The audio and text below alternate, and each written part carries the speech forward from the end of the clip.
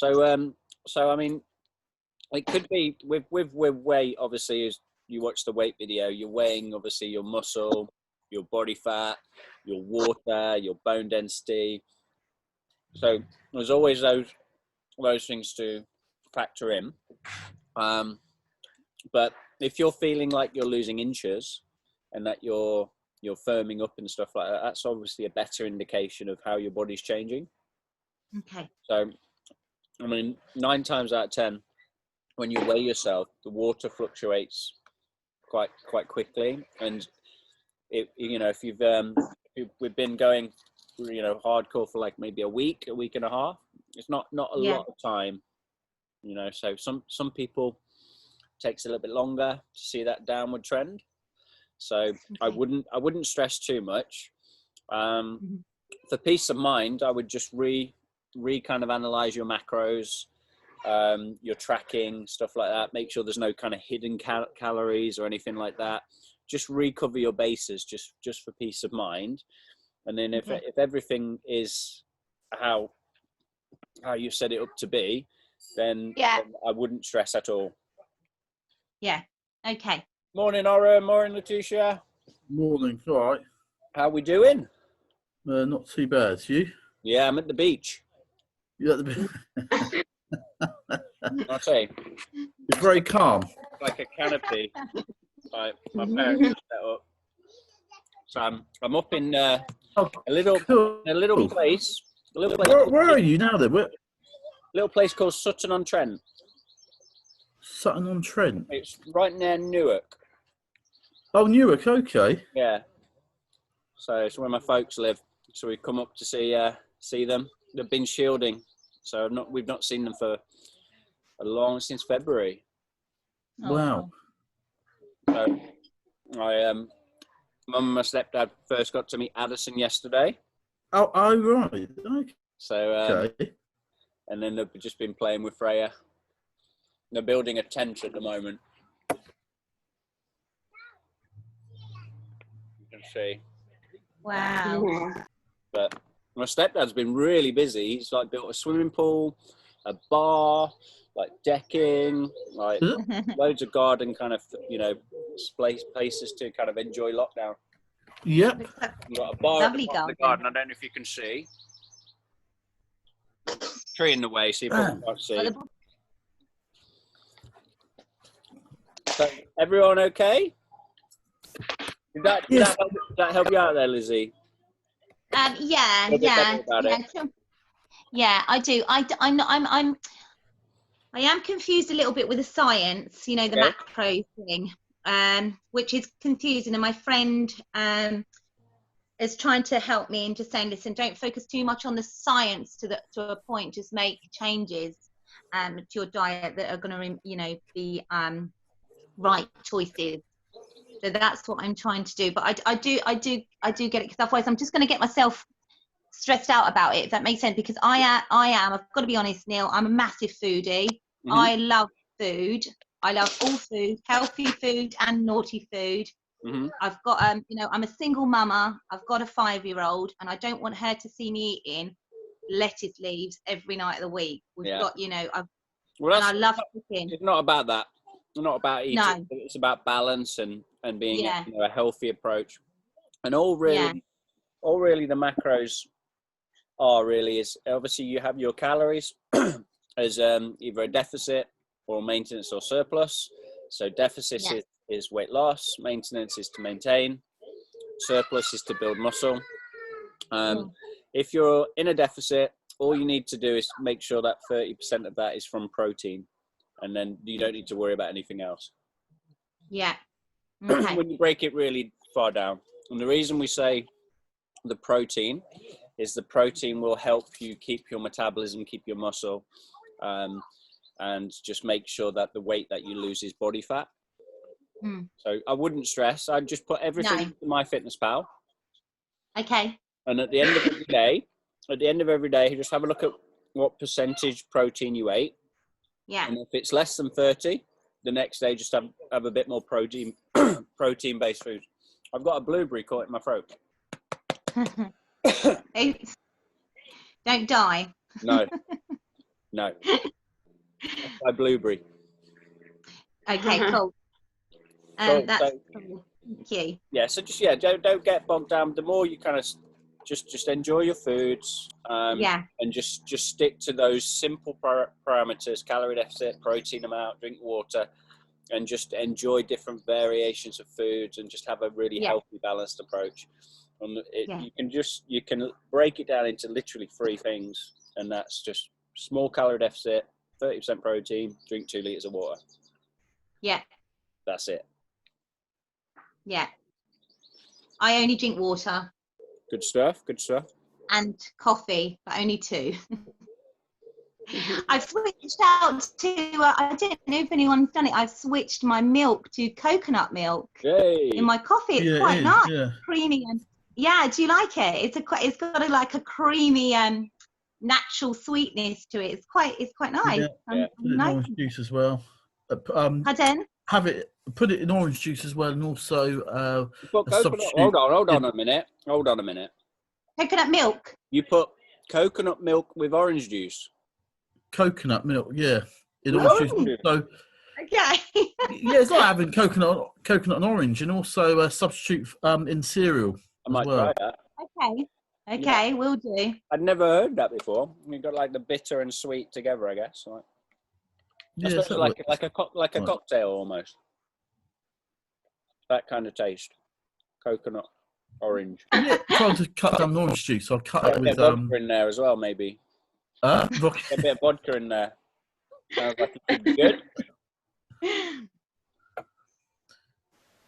I've got a question about this intermittent fasting. So, me and Tisha weren't sure what sort of calorie intake or protein we should be having, and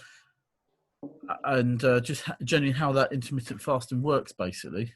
Okay, no worries. So the calorie intake really should be the same as your deficit. Maybe a little bit less than a normal day, but not too extreme. Protein again should be at least 30 to 40% on a fasting day, and all intermittent fasting it's time restricted eating. So it's just a period of time where you allow your body to kind of not consume or digest any food, and what happens is your body kind of switches over into what we call kind of a fat burning mode. So you're done with kind of burning the glycogen from the food, and then your body then taps more into that stored body fat for energy instead of the calories that you've eaten recently. On a health side, there's many more benefits to it as well. You get like cellular repair. You get so many kind of different processes that the body doesn't normally have time to complete when you're busy digesting food. So that's pretty much all it is really in the simplest terms. In a practical sense, the one that we recommend is the 16-8 method. And all that refers to is just a 16-hour period of fasting. So that, for instance, you stop maybe eating at 8 p.m. one night, fast overnight, and then you would next break your fast at midday. So there's a 16-hour period where you're not eating, but you're eating every day. And that's the most common one, the 16-hour fast, 8-hour feeding window, consume all your macros, proteins, and calories within that 8 hours. And then in that 16 hours, all you're doing is consuming water, maybe black coffee, nothing that has any kind of calorific value or kind of spikes in insulin. There's other methods of intermittent fasting as well as the 16-8. And a popular one is the 24, which is a 20-hour fasting period.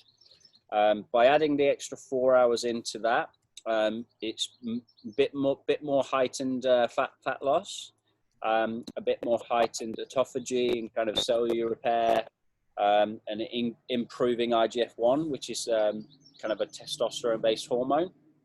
But you don't need to worry too much about that.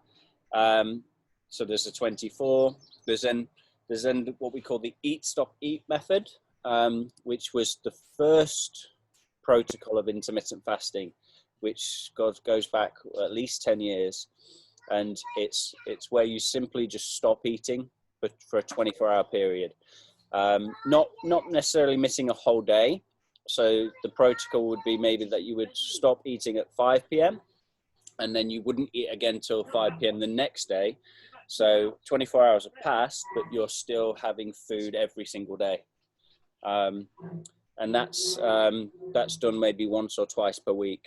The main kind of benefit of the Eat Stop Eat method is it helps you create a massive calorie deficit.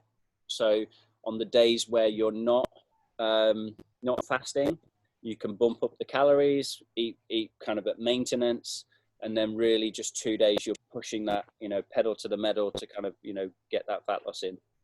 It's difficult at first. You do feel quite hungry, but after you've got a few under your belt, it's fine. But personally, I tend to use the 16-8 method most often. How many days in a row can you do it? Can you just do it all week? The 16-8? Yeah. Yeah, I can do it every day. There's no, in fact, it's probably better. Can I see her? You can, sorry. This little one wants to say hello quickly. Oh. Hi, Freya. Hi. Hello. Hello, Freya. So, Freya, we're just talking about intermittent fasting. And Laura asked if you can do it every day. And the answer is yes. Oh, you're yes, that's okay. Yes, that's okay. Thanks for that. So, go find Grandad.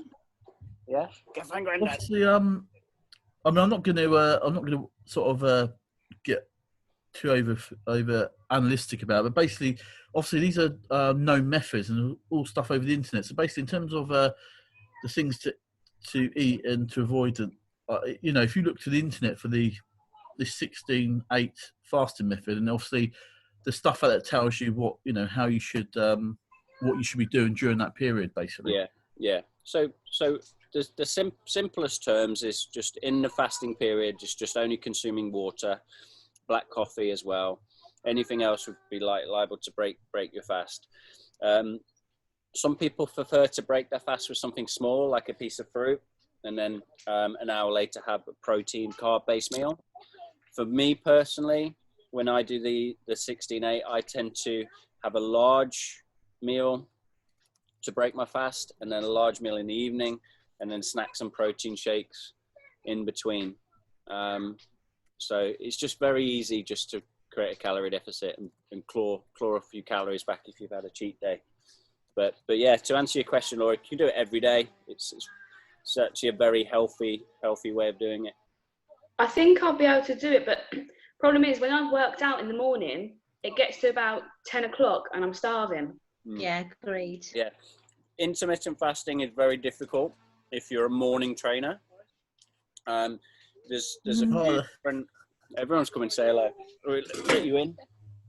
But yeah, so there's a few different things you can do. You can modify the fast to suit your schedule. So instead of fasting, it's saying my connection is unstable. Can you all hear me okay? Yeah. Yeah. So the option one is you can modify the fast to suit when you exercise. So you don't have to fast overnight. In the morning, you can fast in the afternoon, stop eating at 2, and then fast that way. So as long as it's a 16-hour continuous period, it works. The protocol works, and you just adjust it around your schedule. So that's option one. Option two would be to do. So that was Addison. I was just I wasn't just being weird. The way she's looking at me, so serious. Yeah. The option two would be to do what we call a modified fast, where you have a post-workout small meal. So like either protein shake and half a banana or something post-workout, so that you get that protein synthesis straight after your workout, and then continue the fast. Okay, yeah. So yeah, that could work for me. Because otherwise I'll be forever fasting because I work out in the morning and evening. Yeah, I mean there's obviously a few. I mean, what I would do if you're considering doing fasting for anyone is to just Google contraindications to fasting, because there's certain kind of health things and certain medications and certain kind of circumstances where you wouldn't want to be doing fasting. So I would just Google it just to check that you don't have any of the underlying things that they say is a no-no. But apart from that, it's a perfectly healthy way of living. Okay. Okay. Just I've heard the word macro a couple of times. What's macro? Macro? Yeah. Macro. Macro is just a shortening of macronutrient. And Okay. all it means is the different types of food. So your proteins, your carbs, and your fats. Right. Okay. So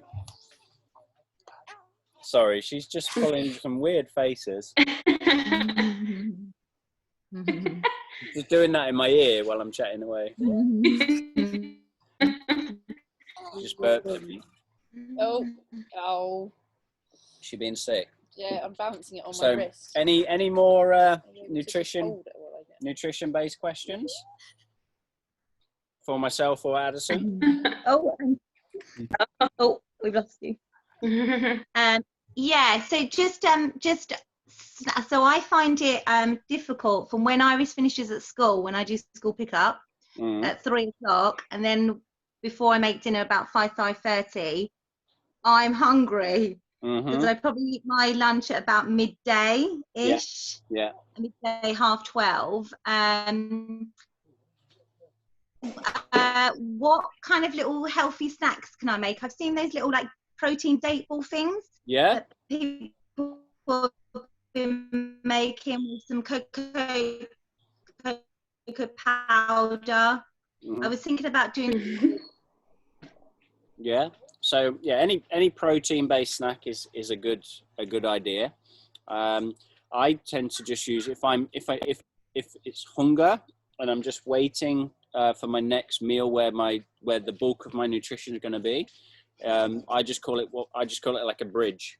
Right, it bridges that hunger gap. So I tend to just go for anything with fiber and complex carbs. So I tend to use just the oat cakes, the little oat biscuits. You can get them in any supermarket. Oh yeah. What I mean? The crackers? I'll show you a picture. Okay. The crackers. They're a little bit like crackers. Yeah. I'll show you a picture. I think I know what you mean. The Scottish oat cakes. That's the one. Yeah. Yeah. Okay. They're a good little bridge till dinner time. These ones here. Where are you going, Freya? Oh no, hold on. Those little things. Yeah, got it. They come in the packages. Okay, I will get some. Really good hunger blunters because they just have a lot of fiber and a lot of complex carbohydrates. Also, you can put a little bit of peanut butter on there as well, which is good healthy fats and nuts, and they really kind of fill you up. On one of the meal plans, I think it's oat cakes with peanut butter, sliced banana, and a bit of cinnamon on the top, and they're an amazing snack. And just two of them will take away your hunger completely. Okay. What? So 2 oat cakes to 1 banana. 2 oat cakes and just a thinly sliced banana, so about maybe half a banana. Little bit of peanut butter, no more than a teaspoon. Spread on the cake, and then just a sprinkle of cinnamon, just to give it that sweet kind of taste. And 2 of them will fill you up. And it's I like that. Great nutrition. And another really good one is if you're really trying to go kind of on the micronutrients, which is your vitamins and minerals, is just to get some curly kale from the green section in the supermarket and put it in the oven for 10 minutes. Just sprinkle some pink Himalayan sea salt over the top, a bit of extra virgin olive oil, and just crisp it up, and then put it in a freezer bag, and then you've got your own crisps, kale crisps. Okay. My friend did this. My friend did this for me the other day, and it was a disaster. Oh, did you not cook it long enough? It was soggy. I think she had the oven too high, so it was just black. It was disgusting. Yeah. I was like, no, I'm not sold on that one. About 200 for 10 minutes is your perfect. Okay. Perfect one. That's what- I think I'll go Can you for send the me- oat cake. Can you send me a picture there of the oat cake? It's a screenshot. Send me a picture, Yeah, please. is that for you now? Thanks. But yeah, you don't get all the ones that are kind of like added stuff in sheet. You just want the just basic oat cakes. It's like you can get cheesy ones, gluten-free ones. You just want plain oat cakes. I'll send you that picture now because I'll forget otherwise. Thank you. And the peanut butter in Aldi's is doesn't have sugar in it, so I use that for Iris. Yeah. So the whenever, foodie market one. yeah, whenever you're buying peanut butter, the only ingredient should be peanuts. Should be 100% peanuts. Any ones that have like added stuff in, just avoid it. So I use the whole earth crunchy peanut butter. That's my favorite that's nice. one. But they do some good ones from My Protein as well. My Protein are actually a really good place to get lots of kind of food and supplements from, because they're very good quality. You can get kind of vegan supplements. You can get all stuff that are really like top end products, but really low prices, because they're you don't pay the shop fees. You see, you're buying straight from the warehouse from online. Okay. I'm just going to check if Iris is okay. Iris, you okay? Oh, sorry. No worries, no worries. Any more questions? We heard some like with our 10-pound sprint. I've been hearing some really good stories of weight loss. People lose a couple of kgs, 5 or so pounds. Wow. So far, pretty good. Lucky Are you enjoying buggers. it? Enjoying the workouts? Yeah, really good. Cool. I've seen lots of pictures going up in the group of food and stuff like that. When's the finish date?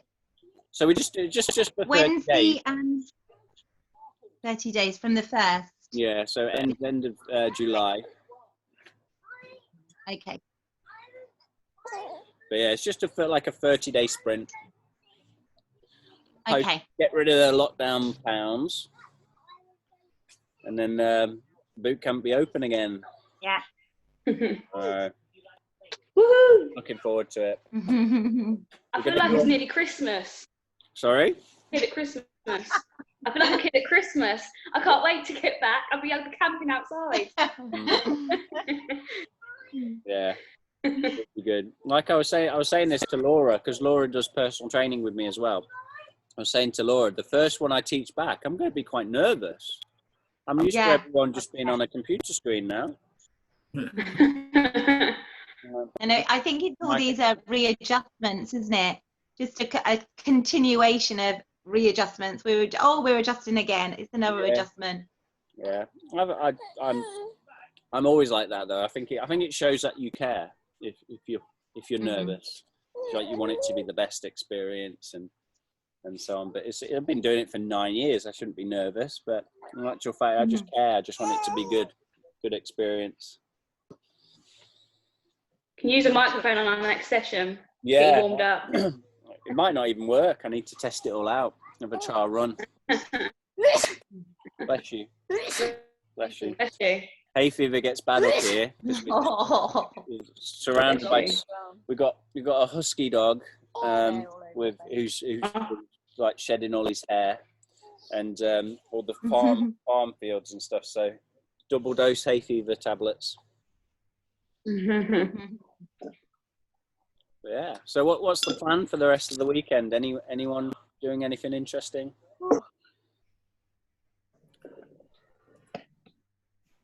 May pop down to Hampshire this afternoon. Cool. Just see family or? Yeah, going to the parents. Yeah. So, a 3.5 hour round trip. Whoa, it's a long way.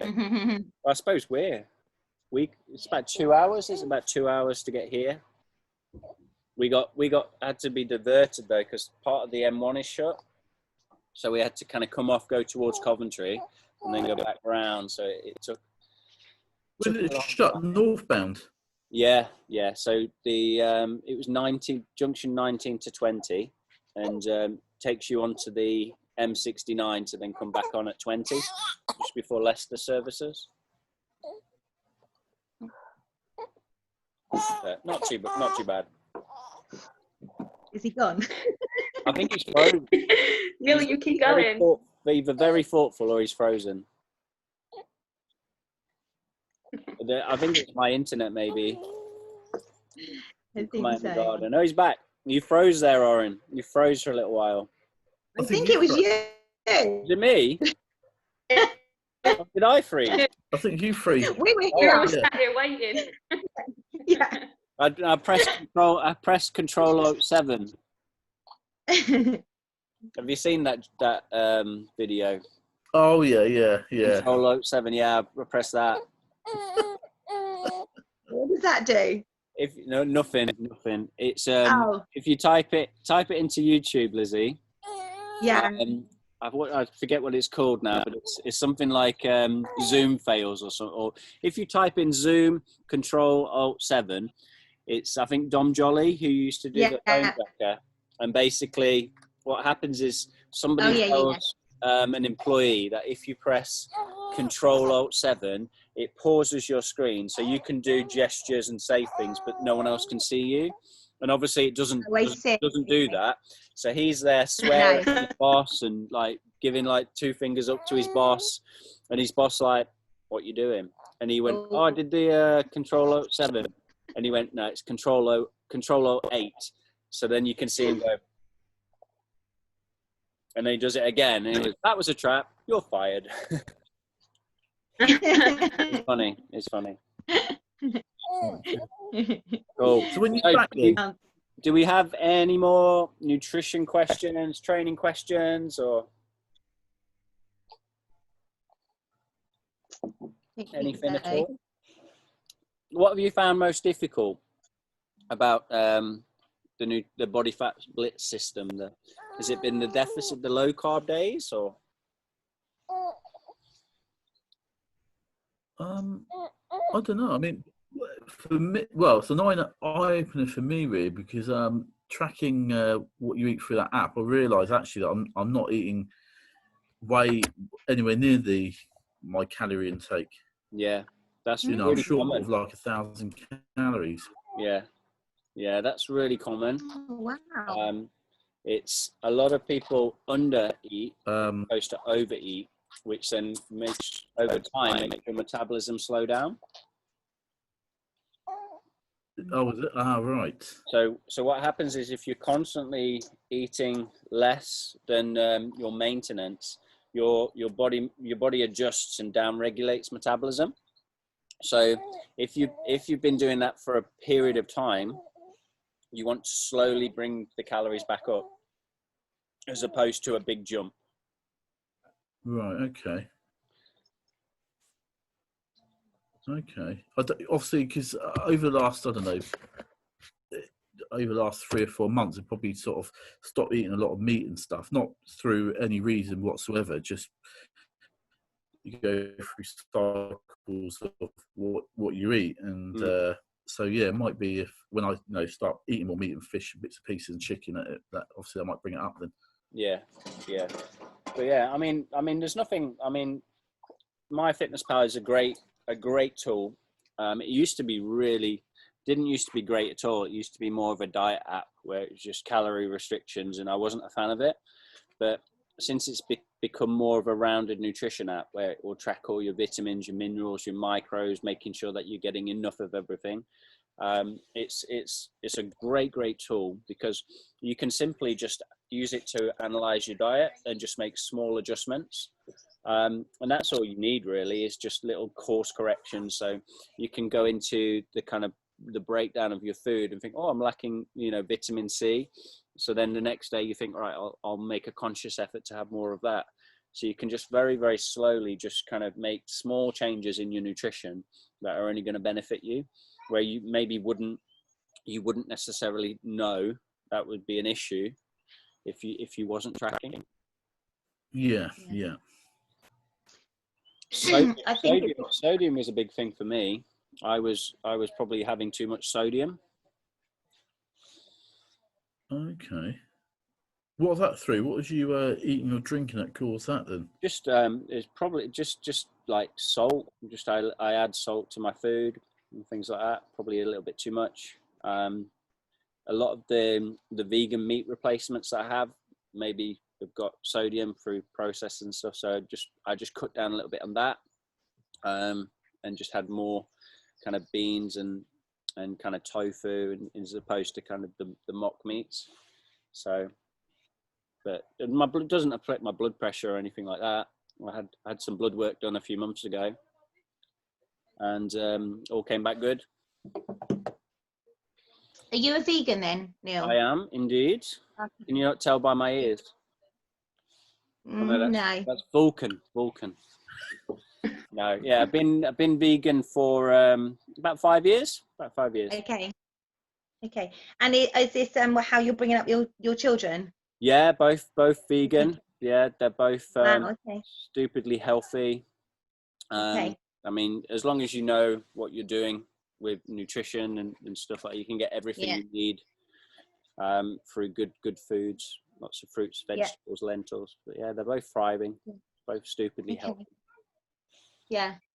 I think actually my brother and his wife are vegan. They've probably been vegan for about the same as you, 5 years. I do eat meat, mainly chicken, but higher welfare chicken. But I probably would go vegetarian at some point. Yeah. But I want Iris to take the lead on this, not me. That makes sense. Yeah. But I think I'm just switching out things slowly. Yeah. I mean, I'm not a preachy vegan. I don't like say, oh, you shouldn't eat meat. You shouldn't eat. Like each to their own. Just because it's my opinion doesn't mean it's the right opinion. Everybody makes their own decision of how to eat and stuff like that. But for me, I watched a documentary called Earthlings, and I don't know if you've heard of it, but it's a big eye opener to kind of what goes on.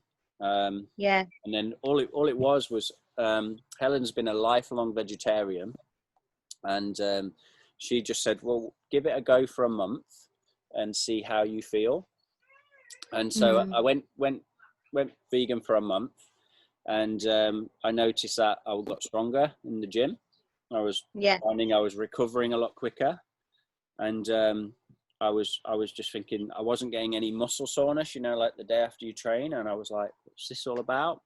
And I was like, well, maybe I'm not lifting as much weight or training as hard. And so I looked through my diet. I was like, no, I'm actually doing more, and I just loved how it made me feel. And, we then went to Italy, went to Rome, where we got engaged, and I was like, I'm not going to be vegan in Italy. I'm going to have some gelato and some pizza and stuff like that.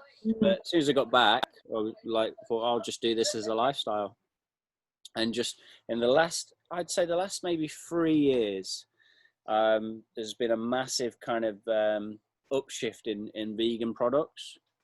And all the supermarkets now have massive vegan sections and plant-based milks and plant-based proteins and like versions of chicken that's vegan, and vegan steaks and stuff like that. So they're just obviously it's a growing trend, so they're just investing lots of money into the product. So it's almost tempting just to get fat to try everything that's coming out. Like, there's different vegan ice cream coming out every week. It's like, I've got to try it. So yeah, it's good. It's good even just to do it a few days a week. Did you find it hard getting your head around everything? Yeah. Did you find it hard getting your head, or is it? Yeah, I did. It sounds too confusing to me. 100% at first. I was really confused, and in my career as a trainer, I probably spent £10,000 on doing nutrition courses, getting qualified in nutrition coaching, but they didn't teach any plant-based stuff, the vegan stuff. They didn't teach it at all. So I think the first 2 days I had beans on toast every meal.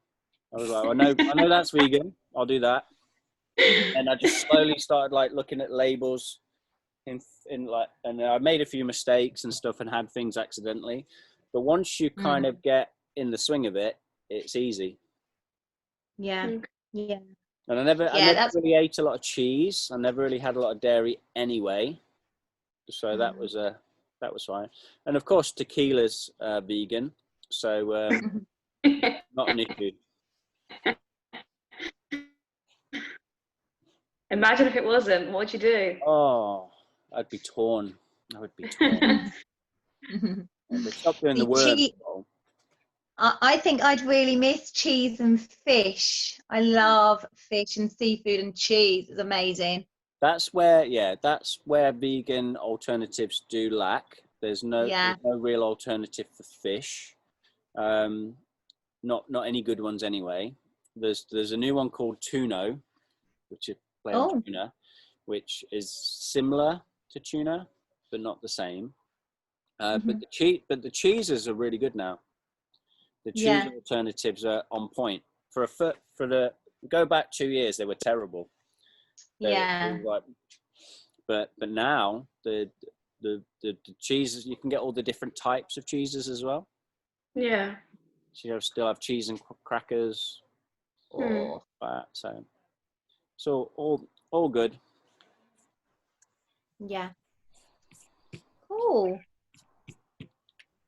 Would it have any benefits if you like change some of the products you eat in the week, like cheese and stuff, to vegan? Would it? But you're not going fully vegan. I say you only change a few things. Would that have any benefits of doing that? Yeah, definitely. I mean, most adults really, to some degree, are lactose intolerant. So we don't tend to really process dairy very well. So switching out kind of like Oren did with his coconut milk and was it Lizzie? Did you say about the coconut milk? Definitely, I'm not a fan at all of milk. Like, I'll put that out there. I think it's really, really bad for you. Anything that has an acceptable amount of pus that can go into milk, not good. They have a limit of how much pus can actually be in milk. If you look like normal milk, like from cows, they allow a certain amount of pus in there. And I'm like, surely it should be zero. Oh. Surely it should be zero. And they're like, no, there's they test it, and it's like, oh, there's some pus in there. Yeah. Look into it. Yeah. Oh, I'm put off milk now. Definitely, yeah. If you actually look into it, it's not good for you. Honestly, it's not. Yeah. And the claim is obviously calcium and stuff is milk, but there's more calcium in broccoli than there is in milk. Okay. But yeah, there's definitely some benefits to be had if okay, I'm gonna go. Recovery, digestion. Laura, I noticed the calorific value in the coconut milk. That's why I've switched to 100 milliliters of coconut milk. It's 20 calories. Yeah. Wow. Tastes a lot nicer too. So low. Yeah. Yeah. I only really have a Google. Google pus in milk and it'll put you off. Oh no, I'm not Googling that. Right, I'm running out of time. Saying less than a minute. If anyone does have any more questions, just reach out to me on WhatsApp. But yeah, thank you for hanging out with me on a Sunday. It's been cool. Thank you. Any more questions, just fire them away to me. And I hope to see you on the live tomorrow at 7 o'clock, which we just wrote the workout for. It's a good one. Okay. All right. Bye-bye, everyone. Thank you very much. Bye. Bye. Bye. Thank you.